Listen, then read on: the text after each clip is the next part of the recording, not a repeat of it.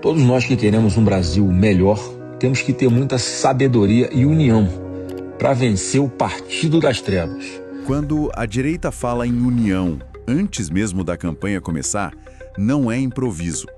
É leitura de cenário, estratégia e preparação para uma disputa que já está em andamento. Antes de continuar, já curte esse episódio e se inscreve no canal Política Hoje, porque aqui a gente analisa a política sem filtro e sem narrativa pronta. Vamos direto ao ponto.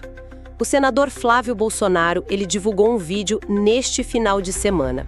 E a mensagem era muito direta, com um alvo bem claro: a união da direita e da centro-direita para 2026.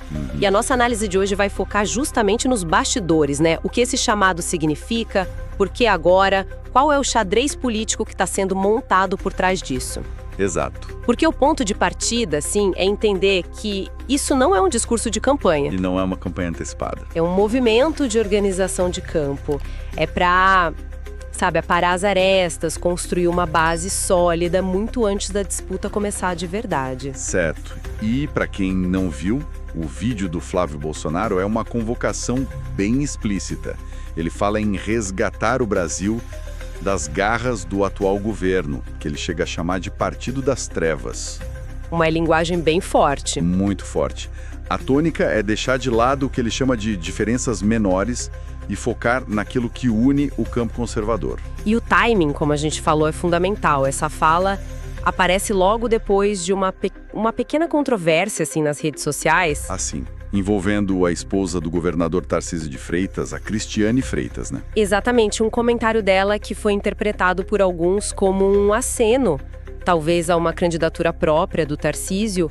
Então, o discurso do Flávio, ele funciona como um apaziguador. Um controle de danos, quase. É um esforço para controlar a narrativa e evitar que esses ruídos internos ganhem força, sabe?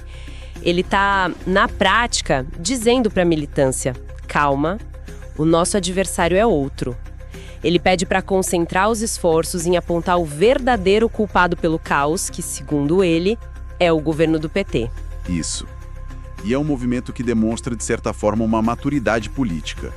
Em vez de deixar o campo se desgastar com disputas prematuras de ego ou projetos individuais. Que a gente já viu acontecer antes, muitas vezes.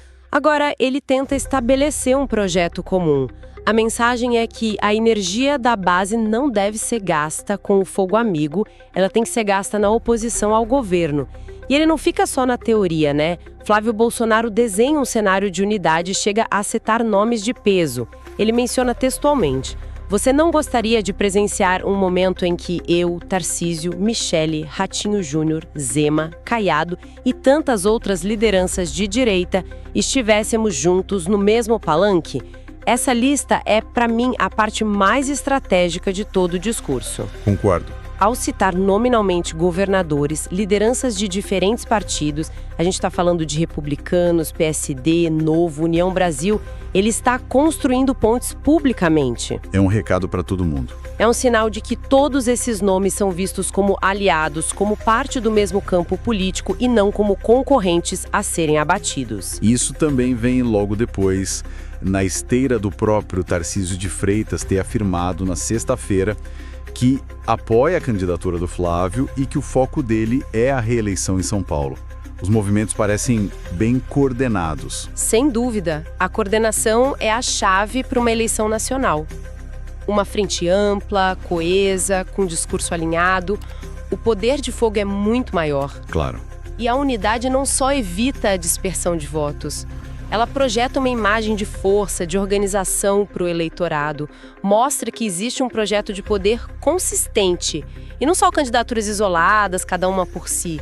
Bom, mais um ponto central do vídeo, que a gente não pode ignorar, é a figura do ex-presidente Jair Bolsonaro. O centro de tudo, né? Exato.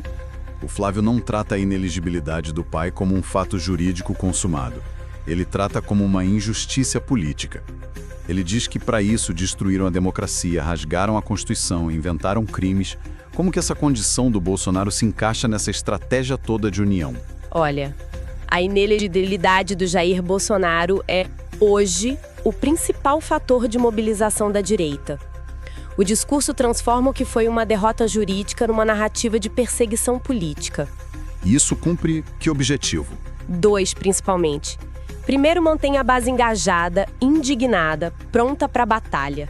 E segundo, solidifica o Jair Bolsonaro não como um ex-candidato, mas como a maior liderança simbólica e o principal cabo eleitoral do campo conservador.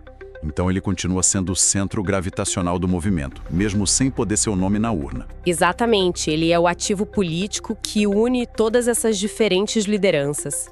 O chamado do Flávio à união é, no fundo, um chamado para que todos se unam em torno do legado e da força política que o pai dele representa. É uma tentativa de canalizar o capital político dele. Isso, canalizar para um projeto coletivo, evitando que esse capital todo se perca em disputas internas. Olhando para frente, então, quais seriam os ganhos práticos dessa organização tão antecipada? O Flávio pede apoio a ações da oposição, ele fala em CPMIs, pedidos de impeachment, denúncias em órgãos internacionais. O ganho é a disciplina tática. Ele orienta a base a focar no adversário e a não atacar parlamentares do próprio campo. Ele chega a afirmar que o governo usa robôs com dinheiro público para fazer exatamente isso, para criar discórdia. É uma tentativa de criar um exército digital mais coeso, então. Coeso e focado, que atue de forma coordenada. Ele também fala muito dos riscos da fragmentação, que é o grande fantasma para qualquer grupo político que busca o poder, né? A fragmentação é o caminho mais curto para a derrota, sempre. Uma direita dividida em múltiplas candidaturas em 2026 praticamente entregaria a eleição para o campo adversário. Não tem matemática que salve, não tem. A construção de uma frente conservadora coesa é a única via para uma disputa competitiva. O desafio vai ser justamente esse: ampliar o diálogo com a centro-direita sem descaracterizar a identidade do movimento conservador. E ele termina o vídeo reforçando a mensagem principal, né? Ele diz: vamos colocar nossas diferenças menores um pouco de lado, vamos focar naquilo que nos une. É um fechamento que amarra toda a estratégia. A prioridade número 1, segundo ele, é resgatar o Brasil. E para isso, a união não é uma opção, é uma condição essencial. Então, para a gente resumir os pontos-chave da nossa análise de hoje, o discurso do Flávio Bolsonaro é um movimento altamente estratégico para organizar o campo da direita com uma antecedência enorme. Isso. Ele busca consolidar a liderança política de Jair Bolsonaro como o elo que une o movimento. Mesmo inelegível. Exatamente. Usa a narrativa da perseguição para manter a base mobilizada e, principalmente, direcionar todo o foco e a energia para o adversário comum, o governo atual, evitando o desgaste de uma guerra interna. Fica a lição de que, na política, a preparação começa muito, mas muito antes da campanha. E como ficou claro, quando a direita caminha unida, a disputa deixa de ser interna e passa a ser nacional. E agora eu quero saber de você. Essa convocação de união feita por Flávio Bolsonaro é o caminho certo para fortalecer a direita e vencer a disputa de 2026? Deixa sua opinião nos comentários. A gente tem que resgatar o nosso Brasil das garras da esquerda. E nós só vamos conseguir isso unidos.